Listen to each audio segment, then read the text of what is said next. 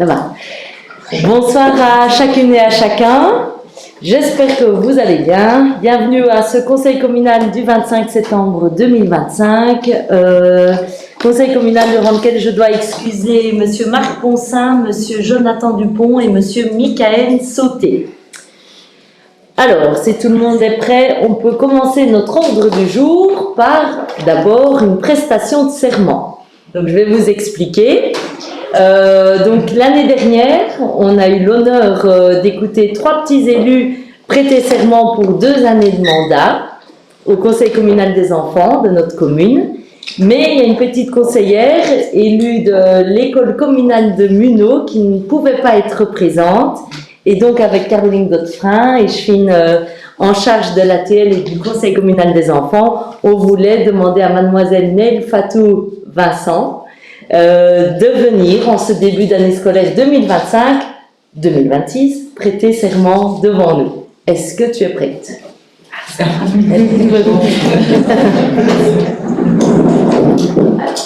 va se mettre là. Voilà. On t'écoute. Bonjour, je m'engage à travailler dans l'intérêt du Conseil communal des enfants de la ville et de respecter son règlement d'ordre intérieur. Bravo.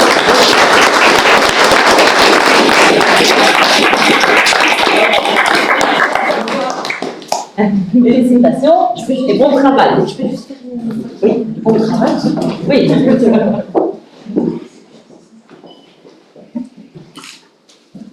Merci. Merci. À bientôt. Et nous, on travaille les bons travail. C'est les bacs.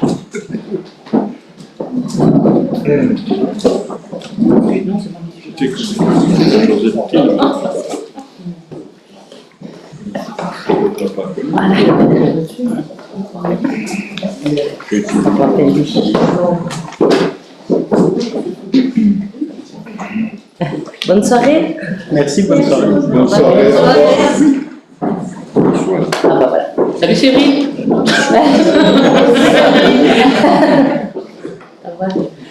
Voilà. Et bon travail à eux. Alors, l'approbation du PV de la séance du Conseil communal du 28 août dernier, est-ce qu'il y a des remarques, des commentaires, des demandes? Non? C'est bon. Allez, super, merci. Alors, on vient ici avec l'édition 2024 du Banel. Nous l'avions retiré le mois dernier pour une mauvaise compréhension du dossier. Donc... Je vais me retirer puisque c'est moi qui introduit la demande. Voilà. Moi aussi en fait. Moi aussi. Ah oui. Ah bah oui. Ah ouais. On a plus encore un peu de temps. Oui, tu l'as montré. On se déplume. Donc bien, nous vous demandons ici de bien vouloir accepter cette dépense pour le 80e anniversaire du Banel pour un montant de 645,56 € pour les frais de cérémonie et de 226 € pour les plaques avec les photos qui ont été apposées sur le monument. Ouais, parfait. C'était une très très belle fête. C'était effectivement une belle fête. Il faisait bien organisé par la France et la Belgique. Tout était au rendez-vous. Ouais, Et c'est très bien d'avoir ramené le dossier avec cette issue-là. voilà. En fait, on s'est bien compris. Non, mais pas de souci. Tout simplement. Voilà. Ben, C'est ce merci qui à fait vous. qu'on le soutient vivement. Merci beaucoup. On va faire rentrer.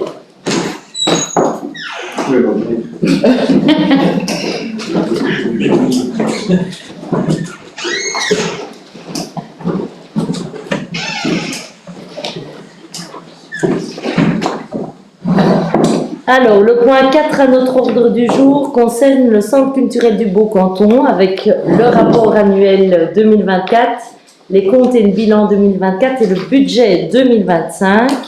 Pour approbation, je laisse la parole à notre échine de la culture. Je ne sais pas si vous avez des questions à poser. De toute façon, ils reviendront dans un proche avenir pour nous présenter leur contrat programme 2027-2031. Donc, je pense que si ce n'est pas en fin octobre, ce sera au mois de novembre. Mais le centre, il n'y a pas de problème, ça roule. Donc, Ben voilà, parce on a vu cette année-ci qu'ils font l'effort d'aller un peu plus dans les villages. ils essayent. Voilà, ils essayent, c'est très bien. C'est une positif. bonne chose. Voilà. Voilà. Ok. C'est aussi leur Pas de souci pour nous. pour la suite. C'est leur objectif, effectivement. Merci. À vous. Merci. Alors, le point suivant, le point 5, c'est la centrale d'achat d'IMIO pour la cybersécurité. C'est l'externalisation du DPO, pardon. Donc, c'est la société Octogone qui a été retenue pour la fonction de délégué à la protection des données externes. Donc, on sait qu'en matière de protection des données, de RGPD, de cybersécurité, on a de plus en plus de contraintes. Et c'est un marché commun avec le CPAS. Et donc, on demande ici d'approuver ce marché d'externalisation à cette société. Ça concerne plusieurs départements au niveau de la commune et la dépense s'élève à 21 431,52 € TVA comprise pour ce marché. J'ai vu que vous prévoyez d'adapter à la NB1 le montant C'est ça. sur base des crédits. C'était Oui. pas oui, Mais il c'est n'y ça. avait pas de crédit en fait. Oui. Donc Ah, donc c'est c'est- une nouvelle dépense qui a été Une nouvelle identifiée. Donc l'article sera créé pour la MB1. Ah, Voilà. c'est ça que je me demandais parce qu'on parle de 10 000 € pour la création de l'article et on parle de 21 000, c'est quoi 10 000 de chaque côté? Ce sera 11 000 pour le CPS et 10 000 pour la commune. Moins de 500 de différence. C'est 10 000 à la NB1. Un peu moins. Mais c'est Pour le CPS. c'est On inscrit 10 000. 12 € hors TVA. Voilà, bien. Ben,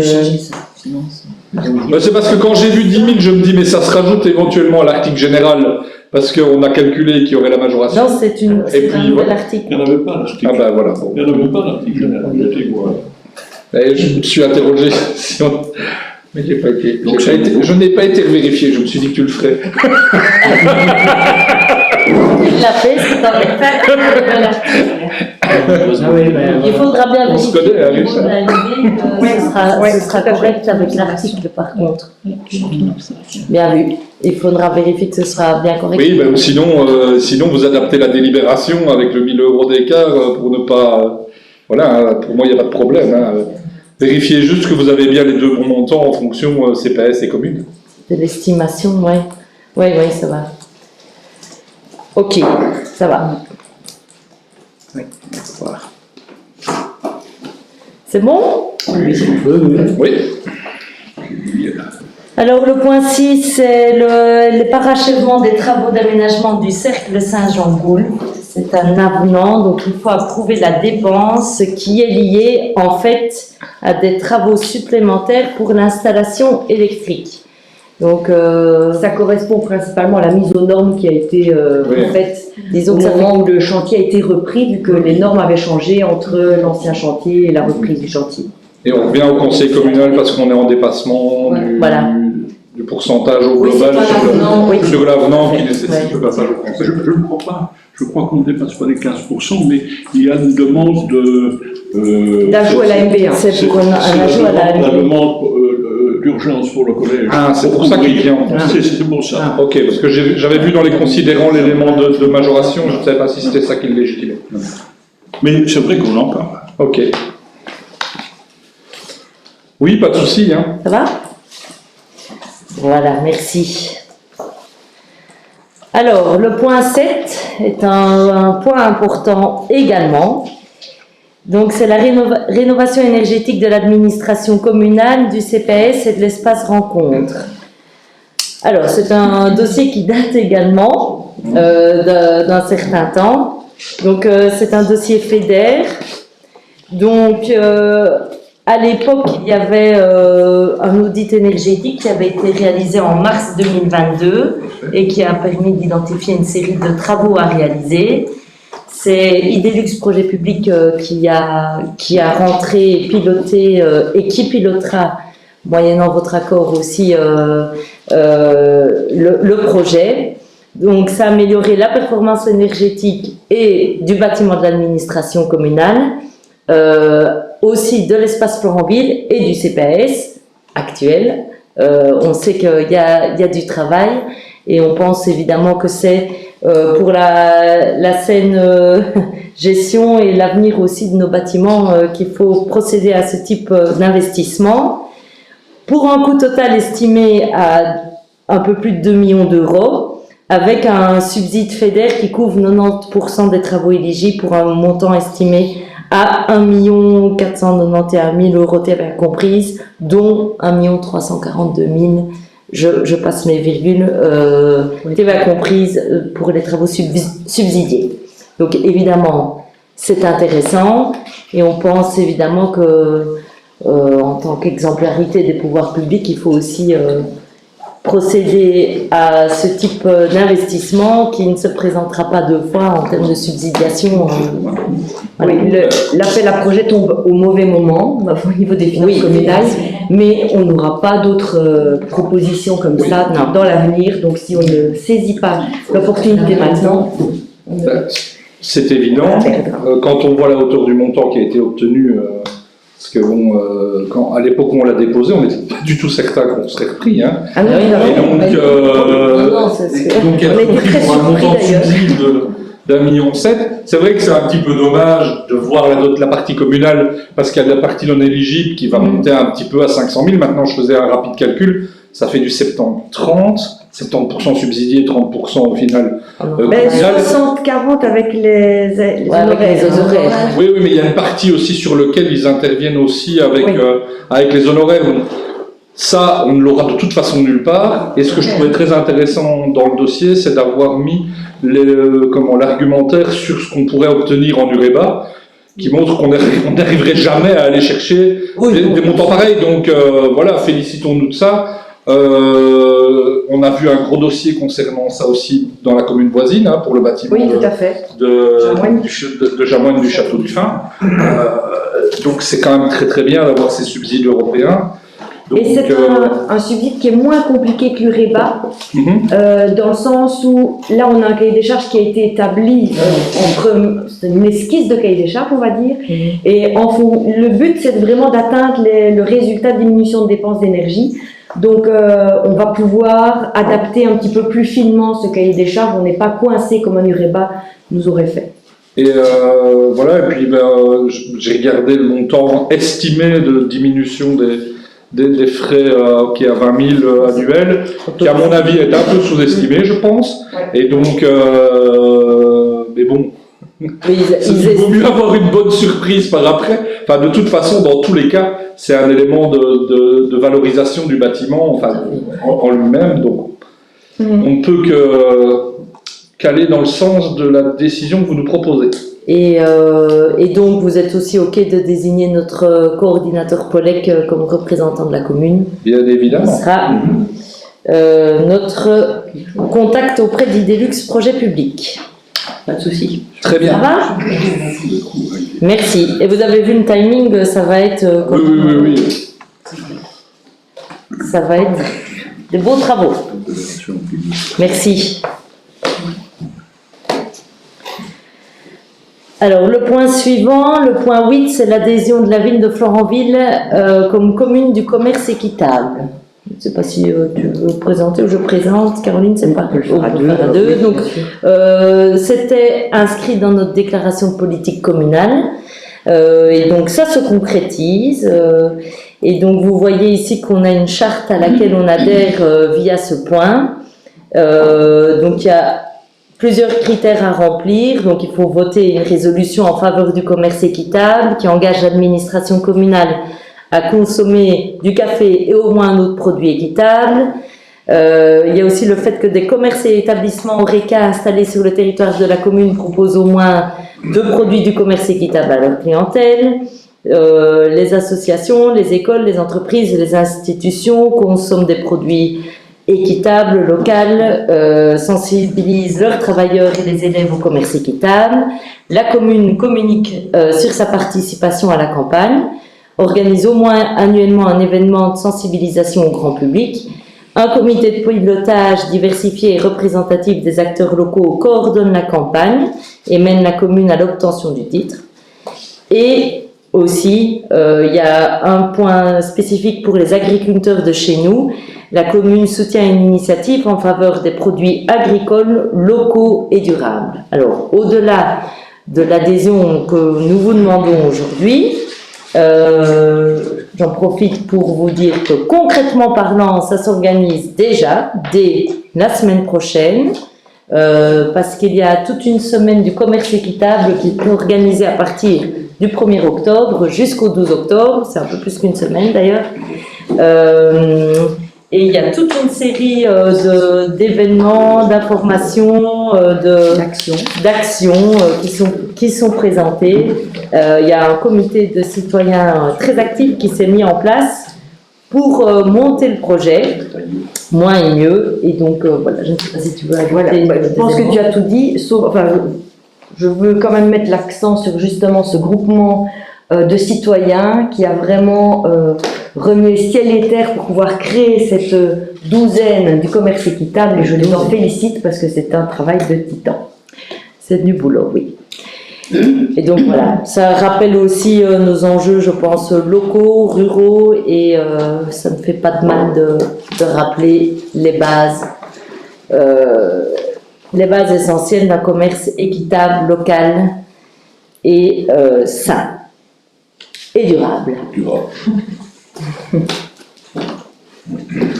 Concrétisation de la DPC. Tout est dit. Ça va? Merci et bienvenue. Vous avez tous, je pense, reçu le petit programme. Oui. Et donc, n'hésitez pas à aller voir sur les réseaux sociaux et compagnie. Toutes les informations y sont. Merci. Ah oui, alors on a 2 points de communication. Alors, d'abord, c'est la décision de principe de participer au plan de déploiement d'un réseau wallon de bornes de recharge pour véhicules électriques, initié par les ADT, donc les agences de développement territorial. Ici, pour nous, évidemment, cette idée luxe. Alors, c'est un point qui était déjà passé précédemment, on va dire sous la précédente législature, mais qui doit être reconfirmé avec la nouvelle législature. Puisqu'au niveau wallon, on nous a demandé au niveau du gouvernement wallon de relancer le dossier via Idélux. Et ici, en fait, c'est la mise à disposition gratuite et pour une durée de 12 ans des emplacements de parking. C'est les mêmes qui avaient été décidés précédemment, en fait. C'est parking Train-Clair, rue d'Orval, le parking du pôle multiservice, rue de Bouillère, et le parking du syndicat d'initiative de Florentville. Donc juste ici à côté, donc c'est l'accord de principe pour l'autorisation d'occupation. Voilà, on devait le rendre avant le 31 décembre. C'est le même dossier que précédemment. Oui, c'est effectivement un dossier qu'on avait initié parce qu'on l'estimait pertinent. On avait eu le débat d'ailleurs au conseil communal à l'époque, je me souviens. Je pense que c'est Julien qui était intervenu sur le type de batterie des bornes par rapport à la durée de charge, etc. J'ai vérifié qu'on est sur 22 kW, oui, et donc avec les heures qui sont plus des heures pour les gens en journée, quoi, pour les personnes qui travaillent et qui peuvent la mettre à recharger sur la journée et pas dans des principes de bornes rapides. Donc effectivement, c'est une communication, vous avez pris une décision en collège. Quand j'ai cherché, mais c'est logique, il n'y avait pas le point lié, puisqu'on ne décide pas aujourd'hui, je comprends mieux maintenant, il n'y avait pas le point lié avant, donc j'ai été le rechercher, parce que je me dis, mais bon, on avait quand même bien décidé ça. Oui. Et petite remarque, parce qu'en fait, on a, qui est repris là, dans le cahier des charges, effectivement les mêmes emplacements que la décision de l'époque, mais la photo pour les bornes au niveau de la poste, c'est encore la photo d'avant les travaux. Donc, vu que vous avez quand même recommuniqué le cahier de charge, je trouve que ce serait pas mal de leur renvoyer une photo mise à jour avec l'emplacement de la borne en fonction des travaux, vu que les places de parking ont changé. Parce que là, il serait dans le chemin potentiel d'accès pour le camion de la zone de secours qu'on avait dû faire à l'époque avec les contraintes de l'urbanisme qui nous exigeaient un passage en lien avec ce que la zone demandait. Donc, voilà, c'est tout. Ouais. Oui, oui. C'est parce que j'ai repéré ça, et donc je me dis, mais tiens, est-ce que c'est bien les mêmes emplacements qu'on avait Tu as des très bonnes lunettes, Yves, parce que moi, quand j'ai vu les plans, les photographies, ou le et c'était tellement nuageux que je me suis dit, tiens, est-ce qu'on est en Angleterre ou pas? Mais non, c'était pas ça. Oui, effectivement, je pense que les photos avaient été faites. C'était nuageux. Mais il venait sombre très précipité. Et pour la petite histoire, j'ai voulu regarder dans mes archives personnelles et j'ai retrouvé un mail de Caroline Godefrin à l'époque auprès de notre gestionnaire de dossier qui lui répondait qu'il espérait que le ministre Henry signe le dossier lors du dernier gouvernement wallon de juin 2024, mais qu'il avait peu d'espoir. Ça nous aura bien confirmé. Enfin, c'est quand même au-delà de ça. Vous imaginez qu'on a pris la décision en décembre 2022, que la région wallonne a été incapable, désolé, mais de décider là-dessus jusque 2024, fin de législature, et que maintenant, alors, ok, on va laisser un petit peu la nouvelle législature wallonne le temps de s'être installée, mais qui revient avec un dossier ici, et pour redemander après une autorisation d'occuper le terrain, enfin, comme si on n'aurait pas pu l'avoir dans le cadre du dossier à l'époque. Voilà. En relisant ça, je me suis dit, on n'est quand même pas encore sur l'efficacité optimale et sur la simplification administrative. Oui, en fait, le nouveau ministre, effectivement, wallon de la mobilité a repris le dossier et refait le tour de toutes les ADT pour être sûr que toutes les ADT reconfirmaient effectivement. C'est donc ça. Mais je pense qu'il va être. C'est pour ça qu'on nous parle de reconfirmer. Je disais, c'est un peu surprenant. On a pris une délibération du Conseil. Donc, pour moi, voilà. Mais bon. Je suppose que le dossier était bancal. Hein. C'est la raison pour laquelle. Tant que ça. En tous les cas, ça montre un petit peu, sans doute, oui. Pourquoi est-ce qu'il n'a pas été signé au bout de 2 ans par l'ancienne législature? C'est quand même un peu surprenant. Voilà. On sera content de les voir arriver parce que ce sera un service pour nos citoyens quand même. Oui, et puis aussi les gens de passage. Et pour les gens de passage, touristes, même si le fait d'être sur des bornes lentes, mais bon, c'est toujours intéressant effectivement. Ils peuvent se garer la journée. Oui, bien sûr. S'ils passent leur dimanche à Florentville, ils ont de quoi passer toute une journée. Oui. C'est bon? Oui. Merci. On vous fera part évidemment du suivi du dossier. Alors, toujours en point de communication, on a les tarifs de location pour l'espace Florentville. On a reçu une demande du centre culturel pour demander une réévaluation des locations de l'espace Florentville, puisqu'elle n'avait plus été revue depuis 2018. Entre-temps, bien évidemment, il y a eu l'énergie, l'eau, tout qui a augmenté. Donc, ils avaient souhaité une indexation de 25% pour les salles à disposition du privé et une indexation aussi de 25% pour les associations. Et nous avons fait le choix de n'augmenter les salles que pour le public. Les associations garderont le même tarif qu'actuellement parce que comme ça, les associations, bien souvent il y en a qui grattent et qui cherchent des financements, donc voilà. Déjà, certains subsides ont déjà été rabotés, donc voilà. C'est très bien de rester. On reste pour les associations au tarif actuel, donc au tarif de 2018, aucune augmentation pour eux. C'est très bien, pas de souci pour nous. Très bien. Merci. Madame la bourgmestre, vous avez une communication sur notre plan stratégique transversal, non? La dit que ce serait difficile communication pour que septembre. nous sommes pleinement engagés à le terminer, parce qu'il est quasiment terminé. Vous l'aurez le mois prochain. Parfait. Que dit l'administration par rapport au retard? Ça va? Vous avez un peu pris contact ou pas? Il y a pas de... Honnêtement, on n'a pas eu de remontrance à ce stade. Non, mais c'est par rapport au cadre de contraintes qu'il y avait, notamment en lien avec le CRAC et avec Non, l'infrastructure subsidiée, non? Non, ça va? Non. Ok, ben on aura hâte de le découvrir au prochain conseil communal. On aura un gros conseil communal au mois d'octobre. Oui. Parce qu'on aura La MB1. la MB1 également. Le compte. Il faut mettre un Et le compte. conseil. Les comptes. Les comptes. Mais le compte de la commune, en tout cas. Oui, C'est mais vrai. aussi, Oui, c'est sûr. aussi.